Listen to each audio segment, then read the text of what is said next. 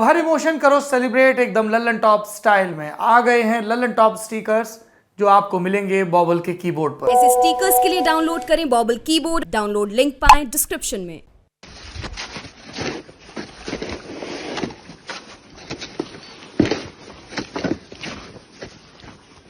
सेना की उत्तरी कमान द्वारा जारी इस वीडियो में एक चिरपरिचित नज़ारा है। सियाचिन ग्लेशियर पर 14 कोर के जवान ऊंचाई की तरफ जाते नजर आ रहे हैं।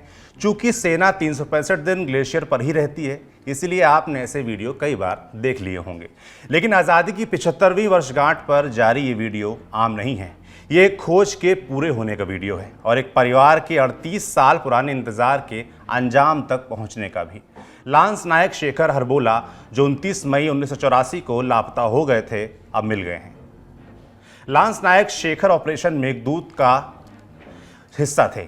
आप जानते हैं कि जम्मू कश्मीर और लद्दाख में सीमा को लेकर भारत और पाकिस्तान के बीच विवाद है। सियाचिन इसी विवाद का हिस्सा है। यहाँ से निकलने वाले ग्लेशियर्स के चलते सीमा वास्तव में कहाँ से जाती है, इसे बताने के लिए कोई खंबा या दूसरी निशानी नहीं है। जब 1983 के आखिर में भारत को सूचना मिली कि पाकिस्तान सियाचिन में एक तरफा कब्जा करने की सोच रहा है, तब भारत ने ऑपरेशन मेघदूत चलाया। पाकिस्तान कुछ कर पाता उससे पहले ही 13 अप्रैल 1984 से भारतीय वायुसेना के हेलीकॉप्टर्स में सवार होकर सेना के जवान ग्लेशियर पर पहुंचने लगे। कुछ ही दिनों में पूरे ग्लेशियर पर भारत का कब्जा हो गया। पाकिस्तान लाख प्रयासों के बावजूद भारत को ग्लेशियर से नहीं उतार पाया, लेकिन हमने इस जीत की बहुत बड़ी कीमत भी चुकाई। सियाचिन जैसे युद्ध स्थल पर दुनिया की किसी सेना ने ऑपरेशन मेघदूत जैसे बड़े ऑपरेशन को अंजाम नहीं दिया था। इसीलिए इस बात का अंदाज़ा लगाना बहुत मुश्किल था कि वहां जाकर कैसी चुनौतियां सामने आएंगी। ऊपर से 18,000 फीट की ऊंचाई, जहां सांस लेने को हवा नहीं, ठंड ऐसी कि कपड़े तक जम जाएं, क्योंकि ग्लेशियर की तासीर ही होती है खिसकना। इसीलिए बर्फ़ में कब दरार पड़ जाए बता नहीं सकते। ऊपर जमा बर्फ़ कब एवलांच बनकर नीचे खिसक आए ये भी नहीं बताया जा सकता है।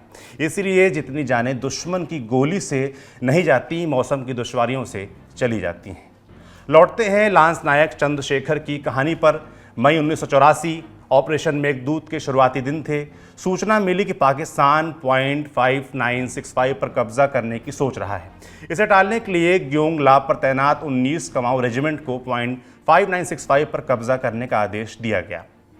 हुक्म होने पर 29 मई 1984 को एक टुकड़ी पॉइंट 5965 की ओर रवाना हुई, जिसमें लांस नायक चंद्रशेखर भी शामिल थे। रात होने पर यह टुकड़ी एक स्थान पर रुकी और तभी ऊपर से बर्फ का पहाड़ खिसकते हुए नीचे आ गया, जिसके नीचे दबकर सेकंड लेफ्टिनेंट PS पुंडीर समेत 18 सैनिकों की मृत्यु हो गई। सेना के बचाव अभियान में 14 सैनिकों के पार्थिव शरीर मिल गए, लेकिन लांस नायक चंद्रशेखर समेत 5 सैनिक लापता ही रहे और अंततः मान लिया गया कि वो अब इस दुनिया में नहीं है। उत्तराखंड के अल्मोड़ा में रहने वाले लांस नायक चंद्रशेखर के परिवार को सूचना दे दी गई।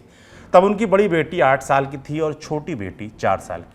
लेकिन चूंकि पार्थिव शरीर नहीं मिला, दिल के किसी कोने में इंतजार का दिया जलता रहा।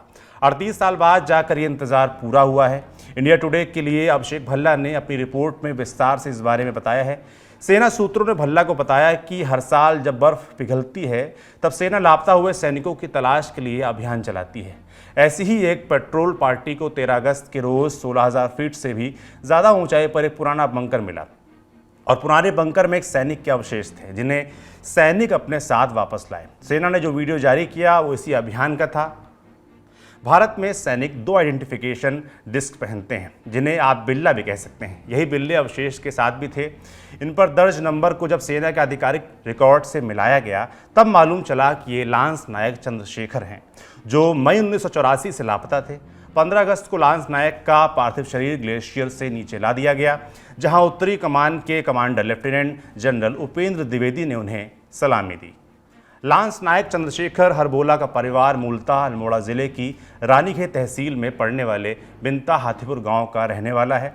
स्थानीय मीडिया के मुताबिक वो 1970 के दशक में सेना में शामिल हुए थे और 1984 में लापता होने के वक्त वो महज 28 साल के थे।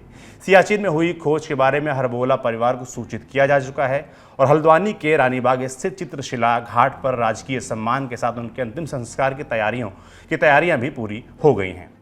बस अब मौसम साफ होने की देर है। बताया गया है कि खराब मौसम के चलते आज पार्थिव हल्द्वानी नहीं पहुंच पाया।